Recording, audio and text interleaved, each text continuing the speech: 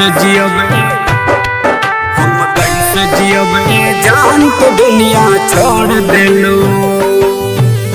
Music by ऋषि राज। हम कैसे जियब जान तो दुनिया छोड़ देलू।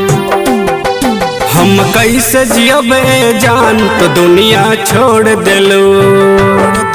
हम कैसे जियब जान तो दुनिया छोड़ देलू।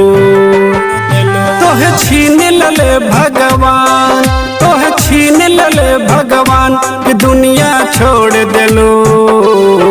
हम कैसे जियब जान तो दुनिया छोड़ देलू। हम कैसे जियब जान तो दुनिया छोड़ देलू।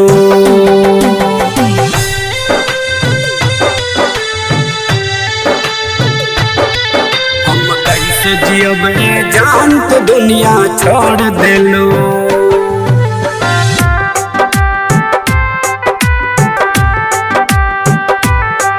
हम कैसे जियब जान तो दुनिया छोड़ देलू।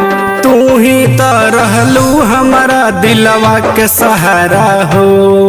अब तहरा बिना कैसे हमर होई गुजारा हो, होई गुजारा हो। तू ही तो रहलू हमारा दिलवा के सहारा हो।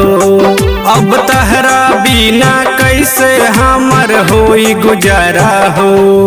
तहर देखी के फोटो हम याद करीले, तू जिंदा बाड़ू एहसास करीले। अब तोहर पे भटके परान, अब तोहर पे भटके परान कि दुनिया छोड़ देलो। हम कैसे जियब जान तो दुनिया छोड़ देलो। हम कैसे जियब जान तो दुनिया छोड़ देलो।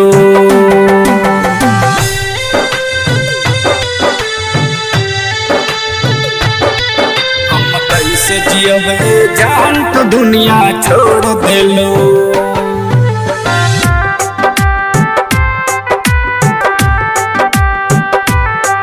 हम कैसे जियब जान तो दुनिया छोड़ देलो।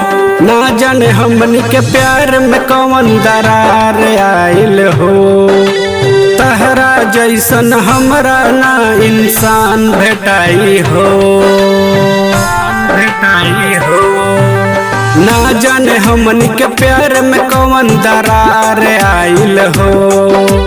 तहरा जैसन हमरा ना इंसान भेटाई हो।